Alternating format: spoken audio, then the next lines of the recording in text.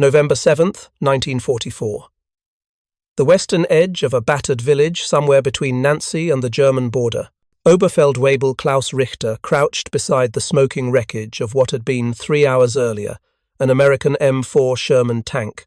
The smell of burnt rubber and cordite still hung in the cold morning air, mixing with the acrid tang of scorched metal. His Panther had knocked it out from nearly 1,500 meters. A textbook engagement. The Sherman never saw them coming. The 75mm shell had punched through the turret, and the crew abandoned it seconds before ammunition cooked off. Now Richter stood examining the kill, doing what experienced panzer commanders always did after an engagement. Study the enemy's equipment, learn its weaknesses, understand what you're fighting. What he found inside the burned hull would shatter every assumption the German armoured forces held about their American adversaries. Richter had destroyed 17 Allied tanks since Normandy. He knew Shermans intimately, knew their thin armour, their tendency to brew up when penetrated, their inferior 75mm gun. German tankers called them Ronsons, after the cigarette lighter. Lights first time, every time. But standing inside this particular Sherman, Richter noticed something that made no sense. The build quality was crude by German standards. Welds were functional but unfinished. No one had ground them smooth or painted them carefully. Component fits showed gaps that would never pass inspection at a Panther factory. The entire interior looked hastily assembled, almost careless. Yet every system had worked. Despite the crude construction, this tank had travelled thousands of miles from an American factory, crossed the Atlantic on a cargo ship, driven hundreds of kilometres through France, and engaged in combat. Until Richter's Panther destroyed it, nothing had broken. He pulled a flashlight from his belt and examined the turret ring more closely. The machining marks were rough, no precision tooling here, just functional enough to work. The transmission housing showed similar characteristics, adequate manufacturing, nothing more. This wasn't the work of skilled craftsmen. This was something else entirely, something that disturbed him more than superior enemy tanks would have. Richter's gunner, a sharp-eyed Austrian named Dieter, climbed through the turret hatch. Herr Oberfeldwebel, you should see this. He held out a small metal plate he'd pried from the interior wall. A data plate. Standard on all vehicles. Richter took it, wiping away soot with his thumb. Chrysler Corporation, Detroit Tank Arsenal, serial number, September 1944. Richter stared at the date. September. This tank was 8 weeks old. 8 weeks from factory floor to French battlefield. He looked around the interior again with fresh eyes. The implications were staggering. How many of these do you think they can build? Dieter asked quietly. Richter didn't answer immediately. He was doing mathematics in his head, mathematics that led to conclusions he didn't want to reach. If the Americans were building tanks this quickly, this crudely, with this little concern for craftsmanship, it meant they weren't building tanks the German way. They were building them some other way entirely, a way that prioritized speed over quality, quantity over perfection. And if that were true, then Germany was fighting a very different war than its generals believed. If you're enjoying this deep dive into the story, hit the subscribe button and let us know in the comments from where in the world you are watching from today. The German tank program had always been about engineering excellence. From the earliest days of rearmament in the 1930s, German armour doctrine emphasized quality, sophistication, and technological superiority. Each tank was a precision instrument, built by skilled craftsmen using methods that dated back to the guild system. The Panther that Richter commanded embodied this philosophy perfectly. 45 tons of carefully engineered metal, its sloped armour was mathematically calculated to maximize protection. Its 75mm gun could penetrate any Allied tank at ranges exceeding 2,000 meters. Its suspension used interleaved road wheels that provided excellent cross-country mobility. Every component was designed by engineers who understood metallurgy, mechanics, ballistics. Every part was manufactured to exacting tolerances by machinists who had apprenticed for years. Panther production at Maschinenfabrik Augsburg-Nürnberg followed traditional methods. Master craftsmen fitted armor plates together, checking alignment with precision instruments. Welders who had trained for years joined the plates with careful, beautiful seams that were then ground smooth and inspected. The turret ring, the most critical component, was machined on specialized equipment that could hold tolerances measured in thousandths of a millimeter.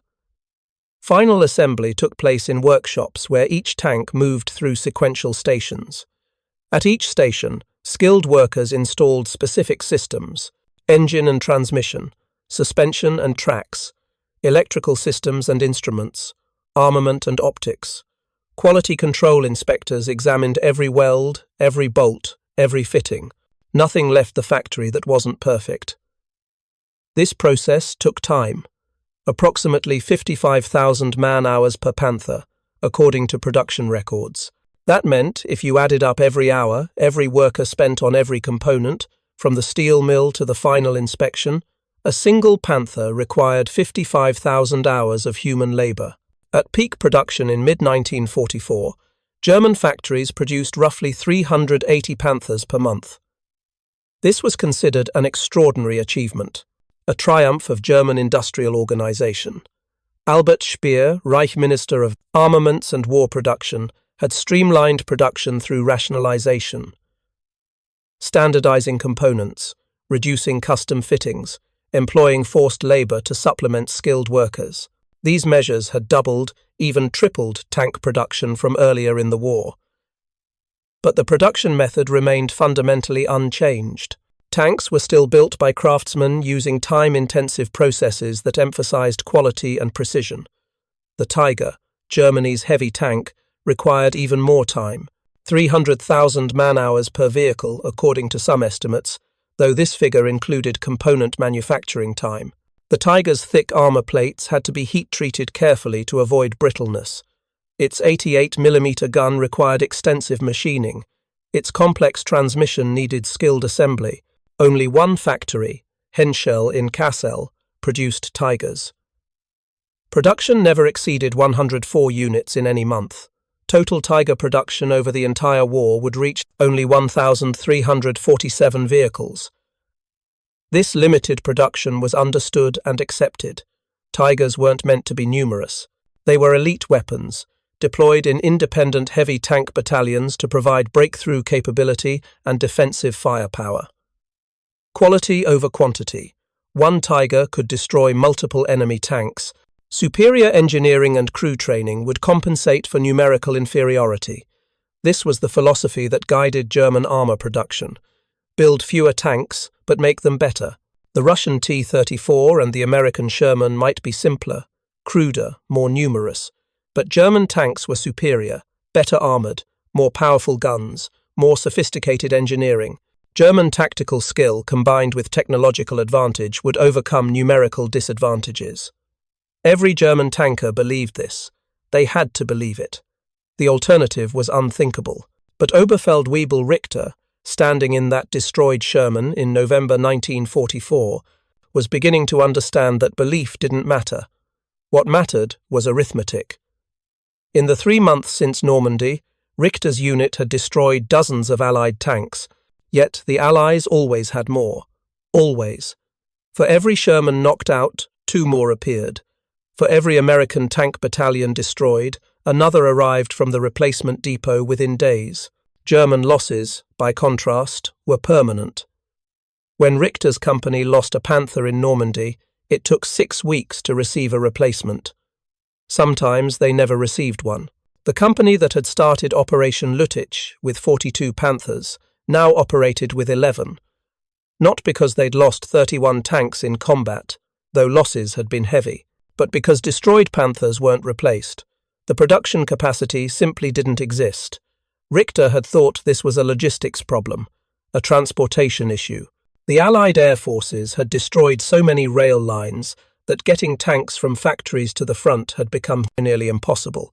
But standing in this crude, hastily built Sherman, he began to suspect the problem was deeper, more fundamental. What if the Americans weren't building tanks the way Germans built tanks?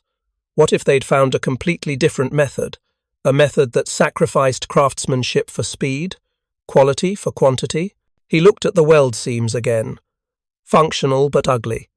No German inspector would pass this work, yet it held. The armor plates met, roughly but adequately. No precision fitting, but the tank worked. The entire machine was built to a different standard. Not as good as possible, but good enough to function.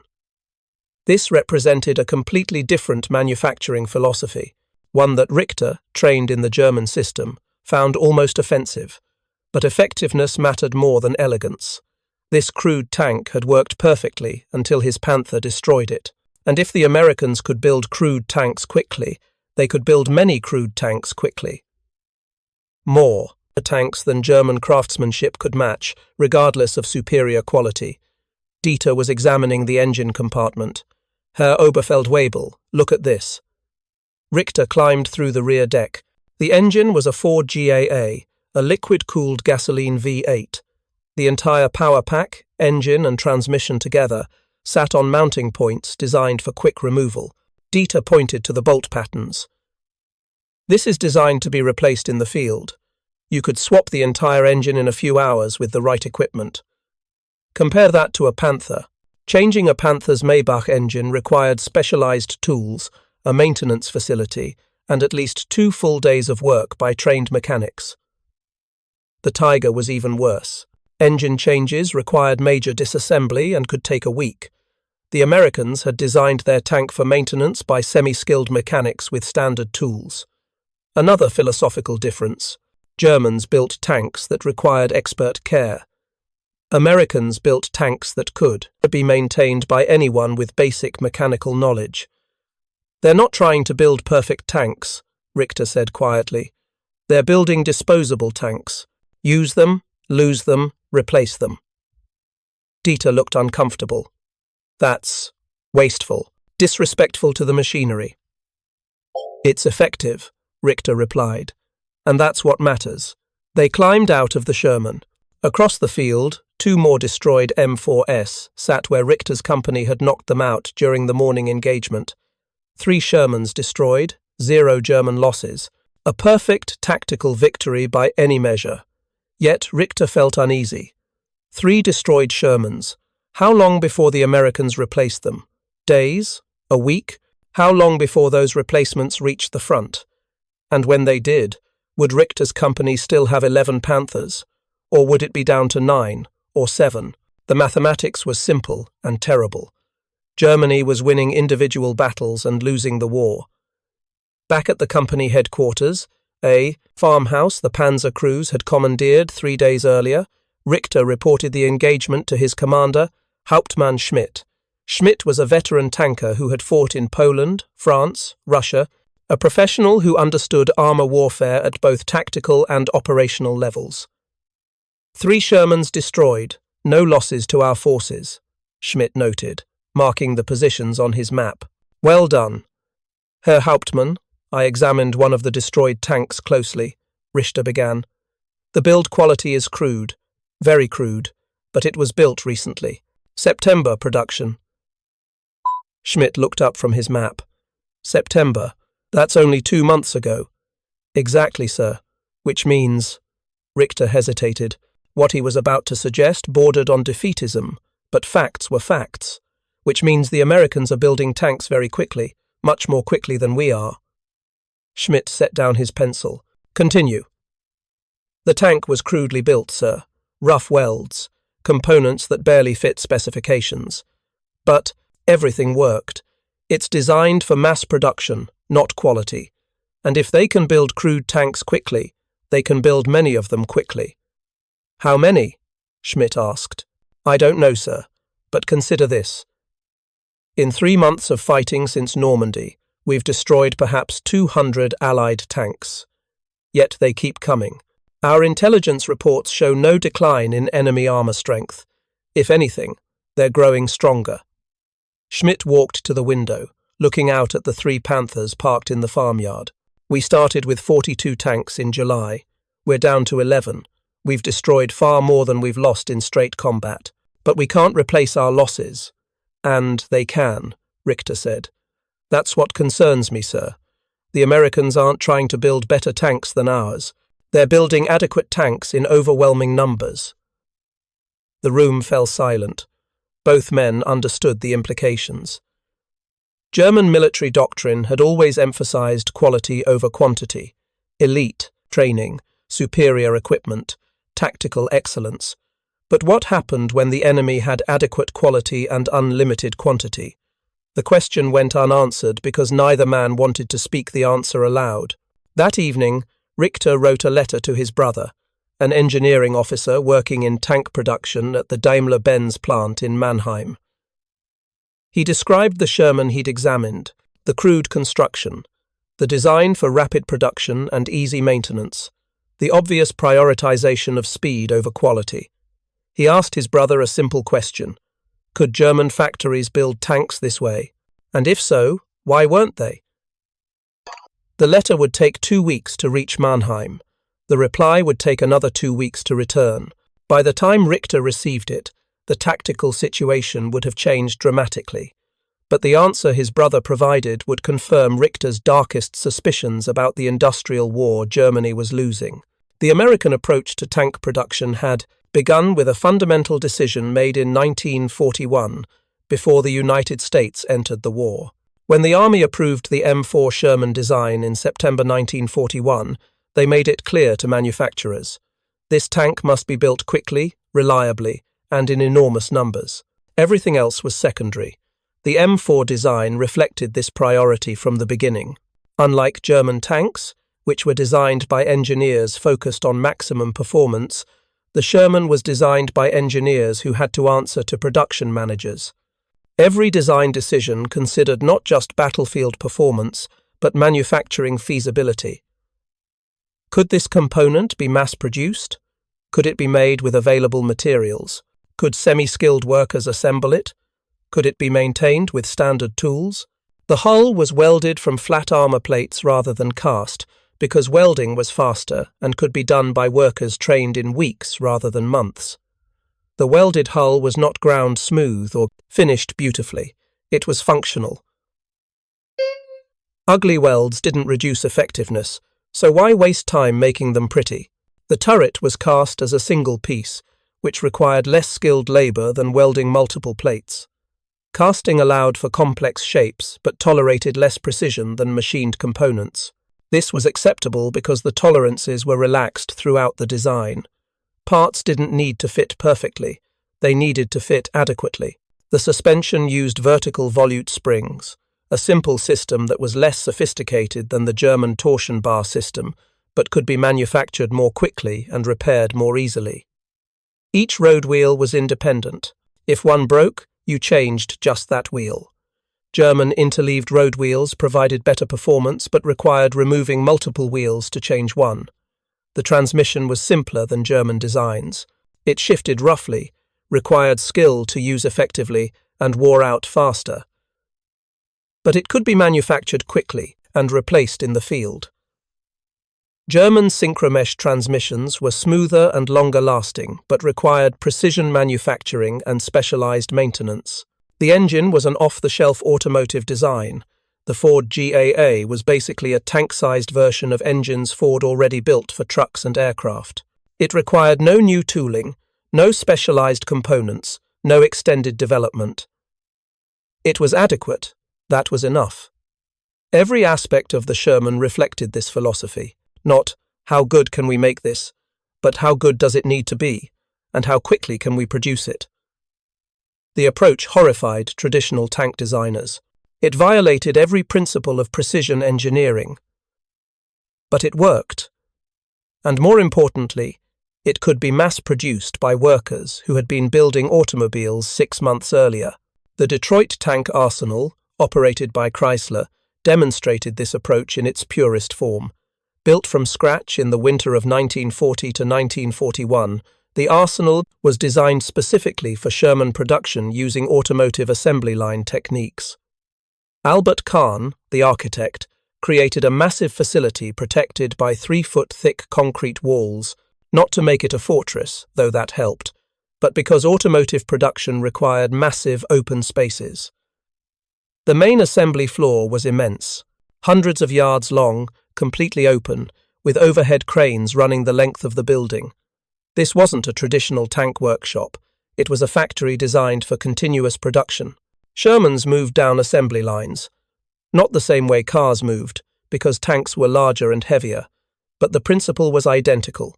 Each station performed specific tasks: install engine, mount transmission, attach suspension, add tracks, install turret, connect electrical systems, mount weapons.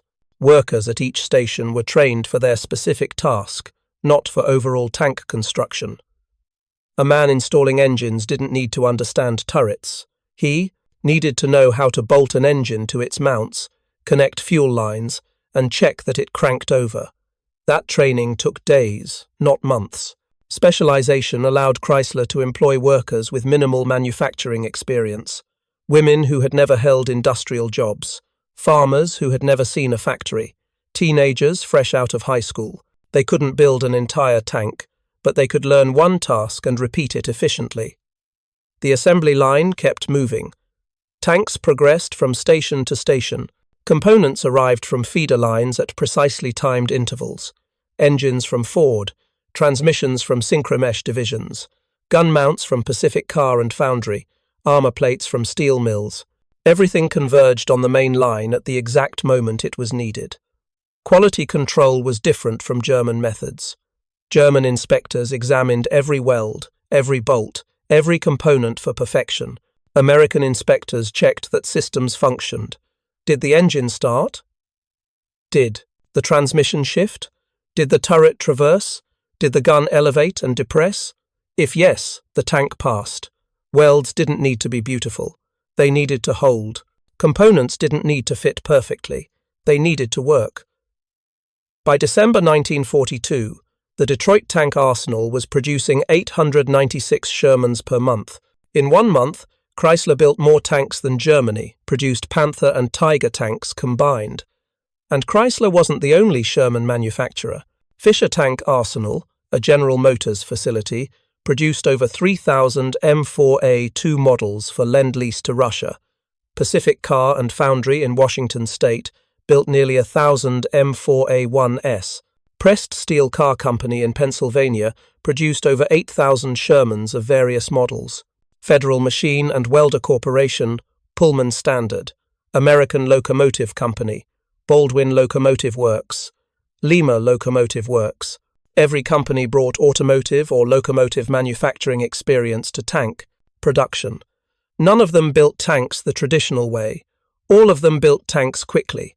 At peak production in March 1943, American factories produced nearly 2,400 Shermans in a single month, 2,400 tanks.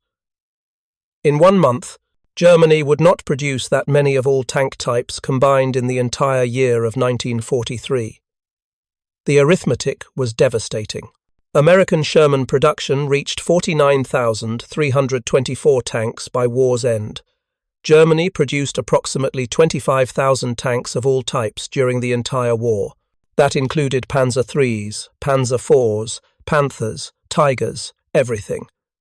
The United States produced more of one tank model than Germany produced tanks, but raw numbers don't tell the complete story. The German system built sophisticated tanks slowly. Each Panther was a masterpiece of engineering.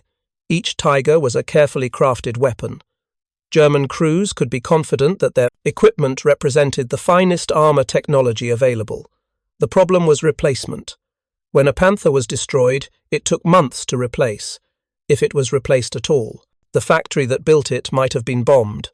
The transportation network might be disrupted. The materials might be unavailable. And even if everything worked perfectly, that factory was building 55,000 man-hours worth of complexity. You couldn't rush that. The American system built adequate tanks quickly. Each Sherman was a functional weapon, nothing more. No German tanker feared Shermans individually. In direct combat, a Panther could destroy 3 or 4 Shermans before being knocked out. But what happened when 5 Shermans attacked, or 10?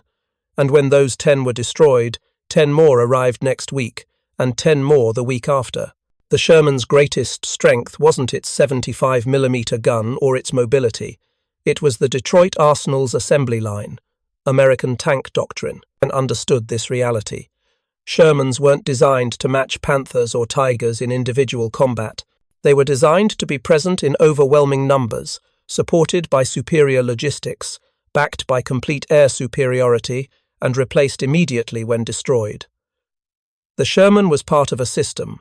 The system won wars, not individual tanks. German tankers like Oberfeldwebel Richter were beginning to understand this in late 1944. They won tactical engagements consistently. Their Panthers destroyed enemy armor at remarkable ratios, but they were disappearing anyway, not through battlefield defeats but through attrition. Every engagement cost ammunition they couldn't replace. Every movement consumed fuel they didn't have. Every breakdown required parts that never arrived. Meanwhile, American tank battalions that suffered 50% losses were back to full strength within days. The letter from Richter's brother arrived in late November. It was carefully worded, aware that military mail was censored, but the message was clear. German factories could not adopt American production methods. The industrial infrastructure didn't exist. American automotive companies employed assembly line techniques refined over decades. Henry Ford had pioneered continuous production in 1913. By 1940, American industry had 30 years of experience mass-producing complex machinery. German automotive industry was smaller, less developed, less experienced with genuine mass production. German factories were designed around craftsman production. Skilled workers, precision tools, careful assembly, converting to American-style assembly lines would require completely rebuilding the factories, retraining the entire workforce, redesigning every tank for simplified production. This would take years. Germany didn't have years. More fundamentally, German military culture couldn't accept crude but functional equipment. The entire Wehrmacht was built around the concept of qualitative superiority. Elite troops, superior equipment, tactical excellence. Accepting crude but adequate tanks meant accepting that German manufacturing couldn't match Allied production. It meant accepting that the war couldn't be won through quality alone. No one in German leadership would accept that conclusion. Not Hitler, not the general staff, not the production managers. So German factories continued building sophisticated tanks slowly, while American factories built adequate tanks quickly. The mathematics determined the outcome. Klaus Richter received his brother's letter in a field hospital in December 1944. His Panther had been hit by American artillery during the Ardennes offensive. The tank was destroyed. His gunner Dieter was killed. Richter survived with shrapnel wounds and a broken leg. He read the letter while recovering from surgery. His brother confirmed what Richter had already concluded. German industry couldn't match American production. Not in speed, not in volume, not in efficiency. The war was being lost in the factories, and there was nothing tactical excellence could do about it. When he returned to duty 3 months later, the war was nearly over. His unit now operated with 5 Panthers. 5, from an original strength of 42. They were still destroying enemy tanks, still winning tactical engagements. But it didn't matter anymore. The Americans had more tanks than Germany had shells to shoot them with. On April 30th, 1945, Richter's company surrendered to American forces near Leipzig. The Americans were surprised to find Panthers in such good mechanical condition. They'd expected German equipment to be worn out, broken, abandoned. Instead, they found carefully maintained tanks operated by skilled crews. The American intelligence officer who interviewed Richter asked why such well-equipped forces had been defeated. Richter thought about the crude Sherman he'd examined in November, the rough welds, the adequate components, the design for mass production. He thought about American factories producing tanks every hour while German factories crafted masterpieces every week. He gave the American officer an honest answer. "You buried us in Shermans. We ran out of ammunition before you ran out of tanks." The officer nodded, understanding. The Sherman had won not through superiority, but through inevitability. Germany couldn't destroy American tanks faster than American factories built them. And that mathematical reality had determined everything else. Production capacity defeated tactical excellence. Industrial efficiency overcame engineering sophistication. Assembly lines beat craftsmanship. The crude, hastily built Sherman that Richter had examined represented a fundamental truth about modern warfare. In total war between industrial nations, victory goes to whoever can produce adequate equipment faster, not whoever builds perfect equipment better.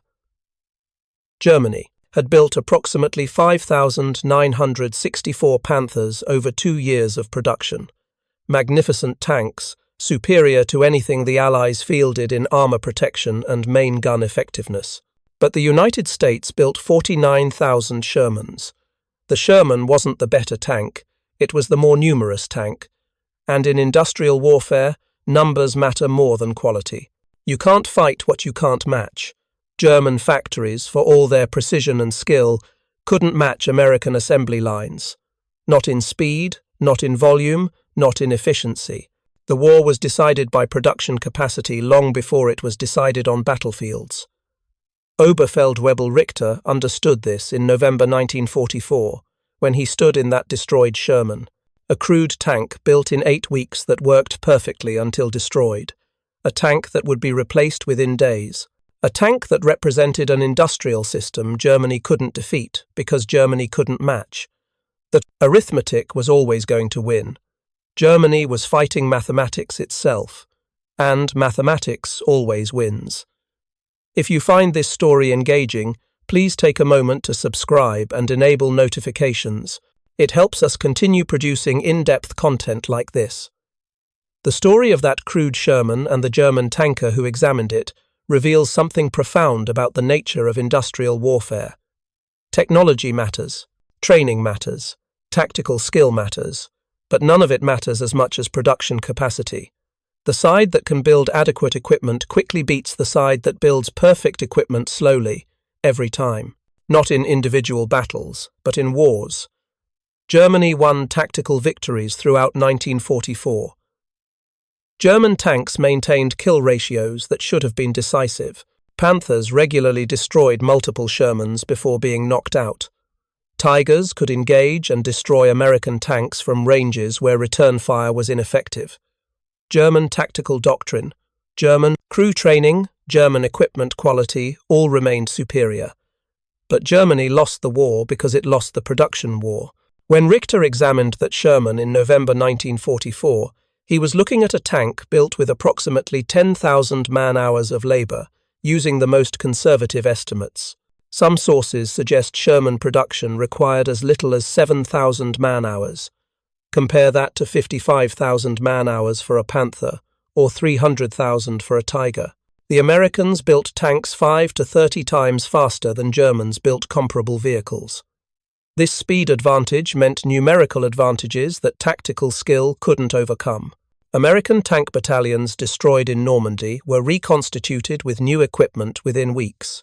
German tank companies destroyed in Normandy never returned to full strength. By September 1944, many German panzer divisions operated at less than 25% of authorized strength. Not because they'd lost tanks in combat, though they had, but because destroyed tanks weren't replaced. The strategic implications were clear to anyone who looked honestly at the numbers. Germany had to win quickly, or not at all. Once the war became an industrial contest of attrition, Allied production capacity would inevitably prevail. German intelligence services understood this by late 1943. Reports to the High Command detailed American production capacity and warned that Germany couldn't match it. These warnings were ignored or dismissed as defeatist. German military culture couldn't accept that quality didn't matter if quantity was overwhelming. The German officer corps had been raised on examples of Frederick the Great defeating larger forces through tactical brilliance, of smaller, well-trained armies defeating numerically superior enemies through skill and discipline. They believed in this tradition so deeply that they couldn't accept that industrial warfare had changed the equation. But Klaus Richter, standing in that destroyed Sherman, understood. That crude tank represented a production philosophy Germany couldn't match. Build adequate equipment quickly, Replace losses immediately. Overwhelm the enemy through sheer numbers. It wasn't elegant. It wasn't sophisticated. It was effective. And effectiveness wins wars. The Americans hadn't set out to build crude tanks. They'd set out to build sufficient tanks. There's a critical difference. Crude suggests carelessness or incompetence. Sufficient suggests deliberate choice. The Sherman was built to be sufficient for its role. Adequate armor to protect against most anti-tank weapons. Adequate gun to destroy most enemy tanks at combat ranges. Adequate mobility for operational maneuver. Adequate reliability for sustained operations.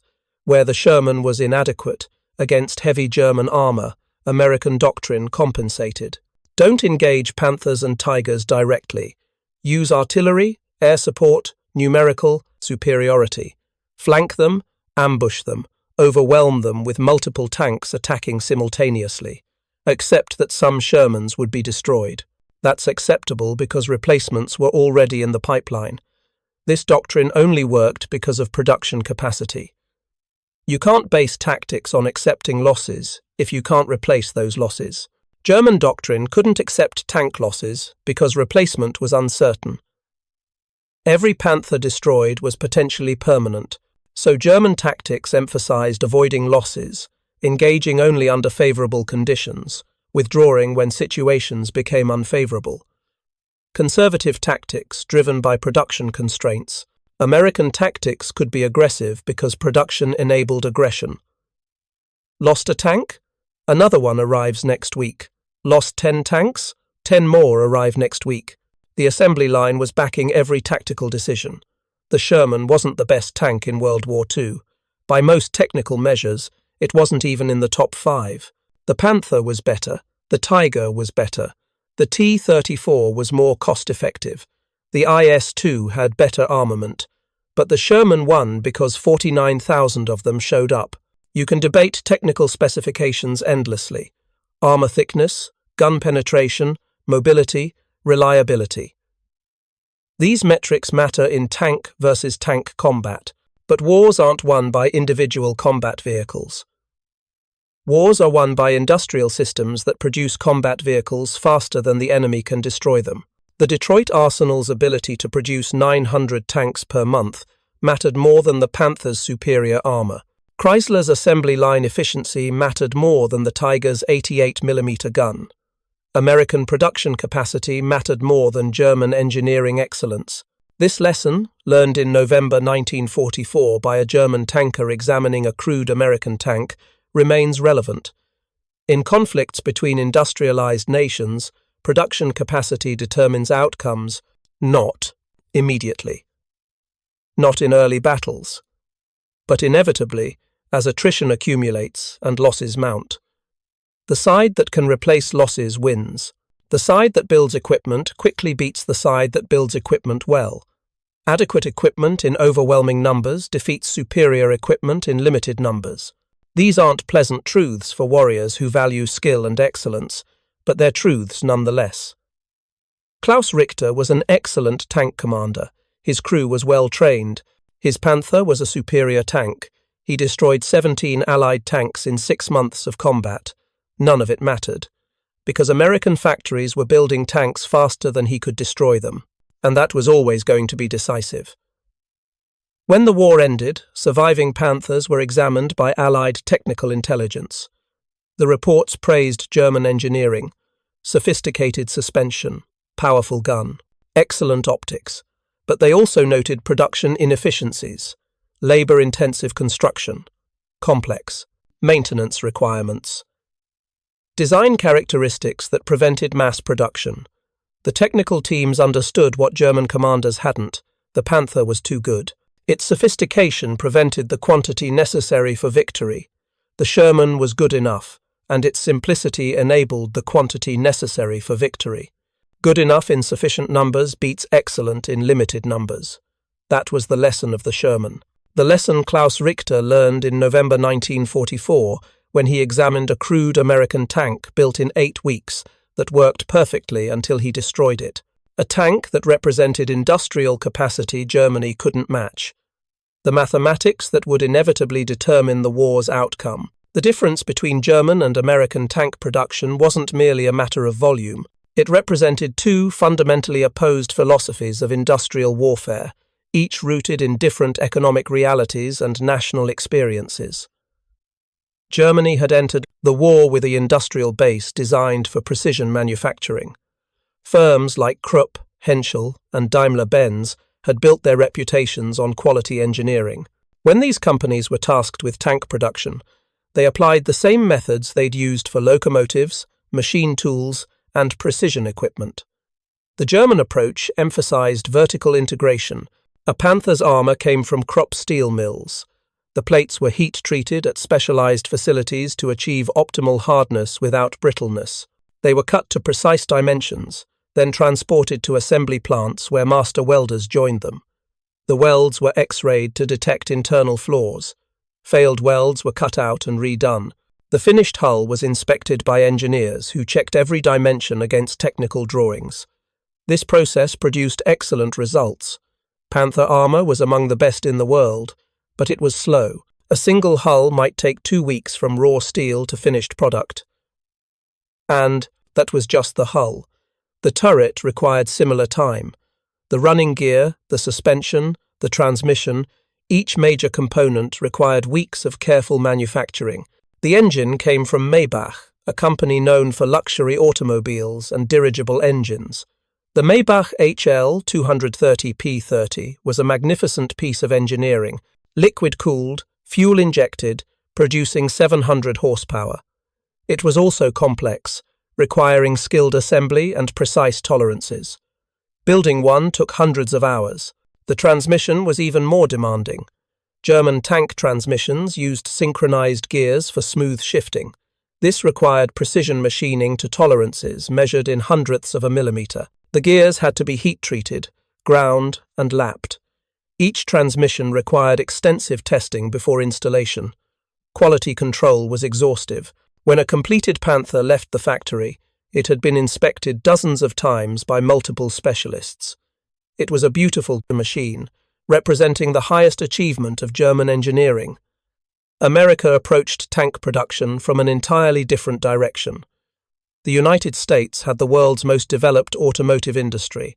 In 1941, American factories were producing 4 million automobiles annually. These weren't luxury vehicles like Maybachs. They were Fords, Chevrolets, Plymouths, mass-market vehicles built on assembly lines using interchangeable parts and semi-skilled labor. When Roosevelt called for tank production, he wasn't asking craftsmen to build tanks. He was asking automotive companies to apply their existing expertise to a new product. The Sherman was designed by engineers who understood assembly line production. Every component was designed for ease of manufacture.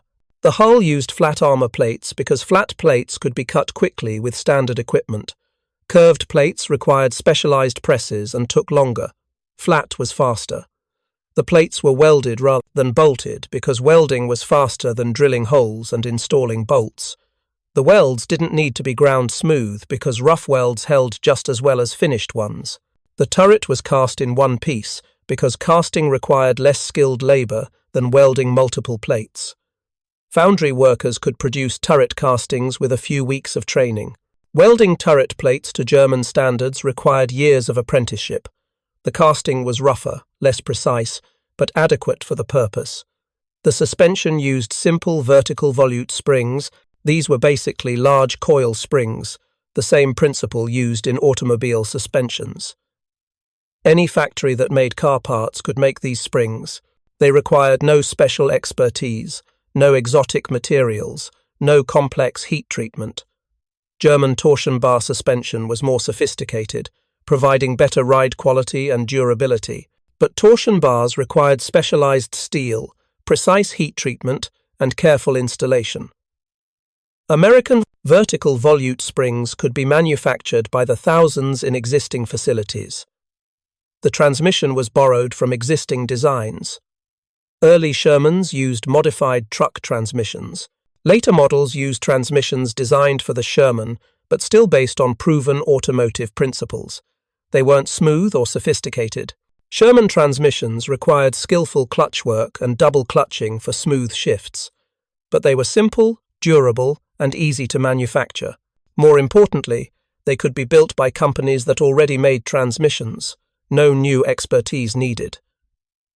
The engine was the Ford GAA, essentially a scaled-up automotive engine. Ford designed it specifically for the Sherman, but used conventional automotive technology. It was big, simple, reliable, nothing exotic. Any mechanic who understood car engines could maintain it. This design philosophy extended to every system. The electrical system used standard automotive components. The instruments came from Gauge, the manufacturers who supplied the automotive industry. The radios were built by companies like Philco that made civilian radios. Everything was designed around existing industrial capacity and available skills. The result was a tank that could be built by semi-skilled workers using standard industrial equipment. The Detroit arsenal employed 42,000 workers at peak production. Most had never built a tank before 1942. Many had never worked in manufacturing at all. Women who had been housewives learned to operate welding equipment. Farmers who had never seen a factory learned to install engines. Teenagers just out of high school learned to assemble transmissions. The training program was brief. 6 weeks for most positions. That sounds impossibly short to build complex military equipment. But workers weren't learning to build entire tanks. They were learning to perform specific tasks. Install these 4 bolts. Connect these 3 cables. Check these 2. Measurements. Each task was simple enough to master quickly. The complexity came from coordinating thousands of simple tasks into one functioning vehicle. That coordination was the genius of American production. The assembly line moved continuously. Tanks progressed from station to station on precise schedules. Components arrived exactly when needed. Install engine at station 12. Mount transmission at station 13. Connect drive shaft at station 14. The workers didn't need to understand the entire system. They needed to perform their specific task correctly and quickly. Quality control was embedded in the process. Inspectors at key stations checked that previous work was done correctly. If an engine wasn't mounted properly, the inspector at station 13 caught it before the transmission was installed. Problems were fixed immediately, on the line, before they propagated. This was radically different from German quality control, which inspected completed vehicles. Finding a problem on a finished tank meant disassembly and rework, wasting enormous amounts of time.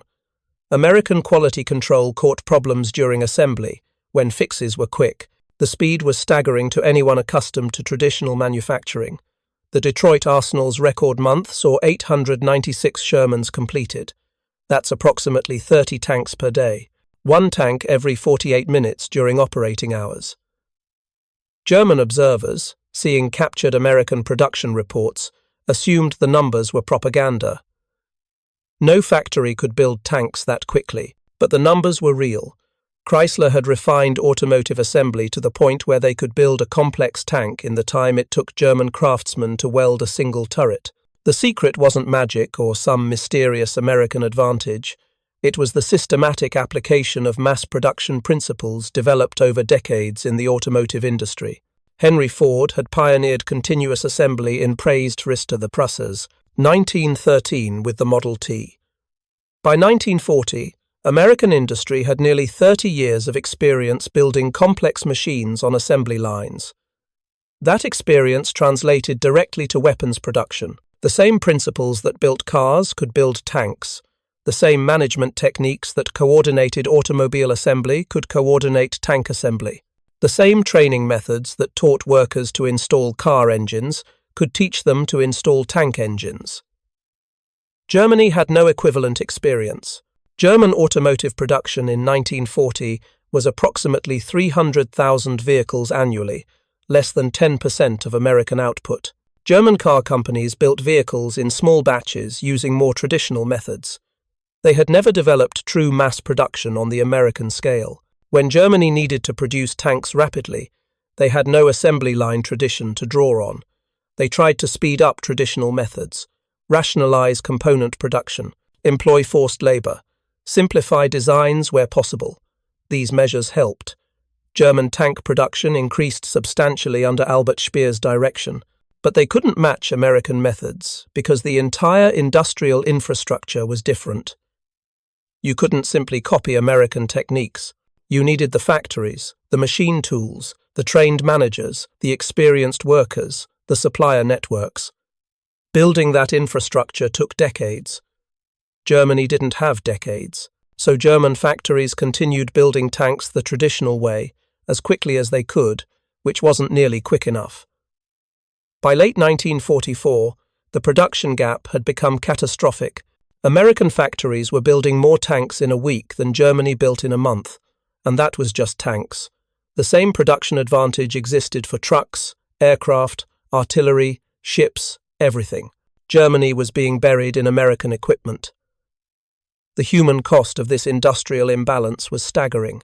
German tank crews, despite superior training and equipment, were being ground down through attrition, not because they were losing battles, but because they couldn't sustain losses.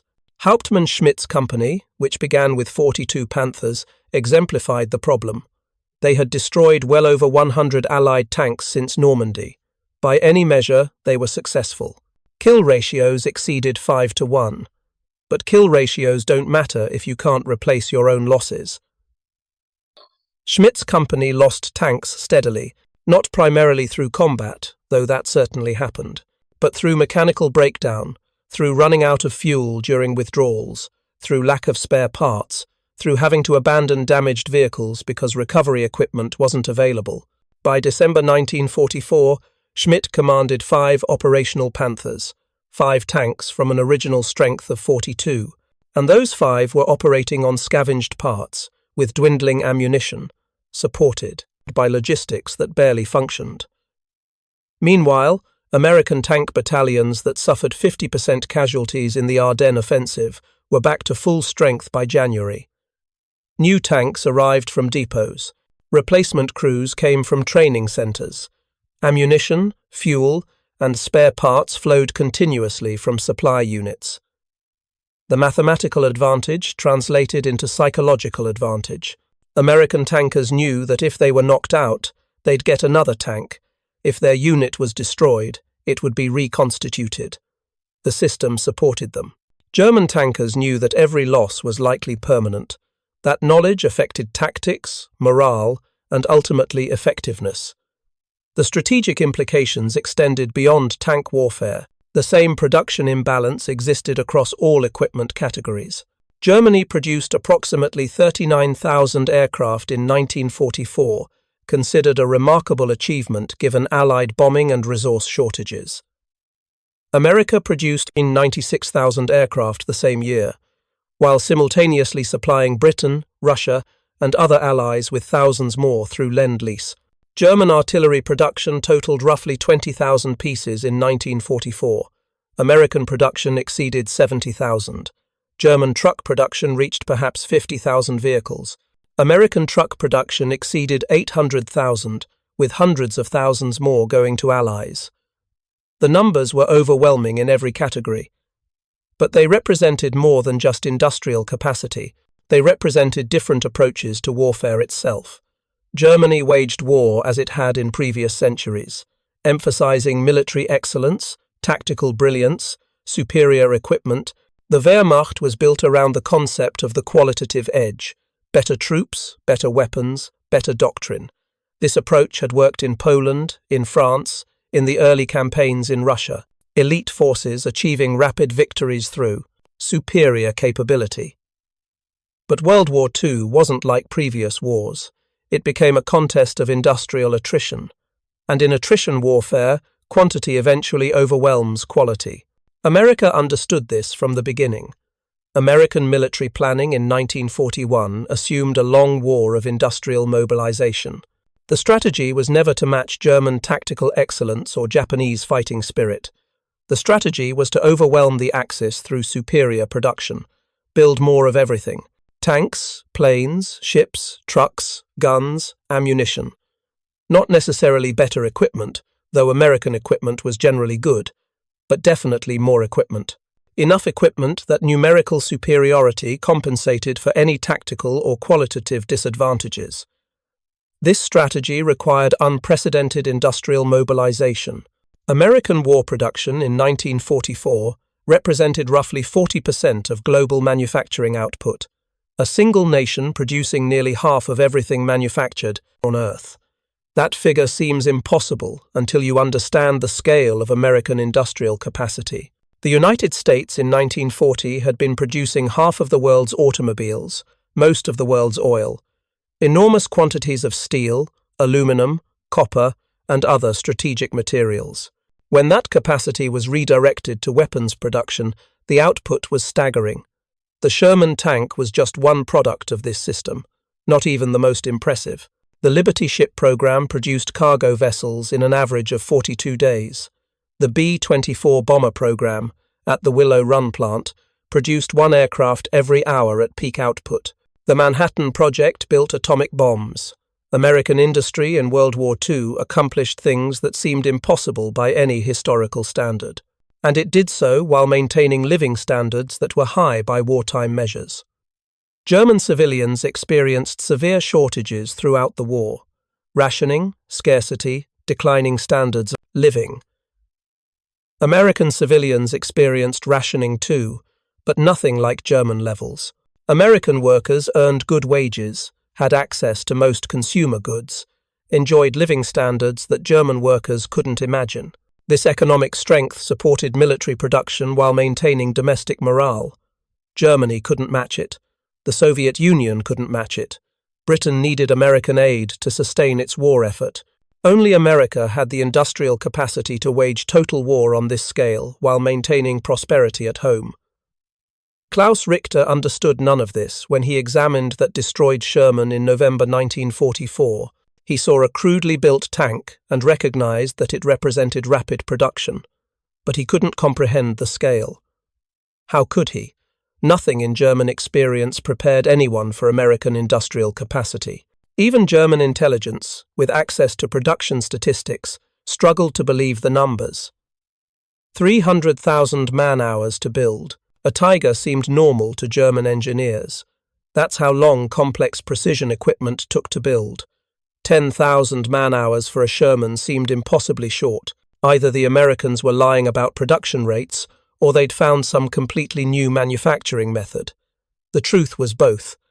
American production rates were real, and they had found a new method. Not new in the sense of just invented.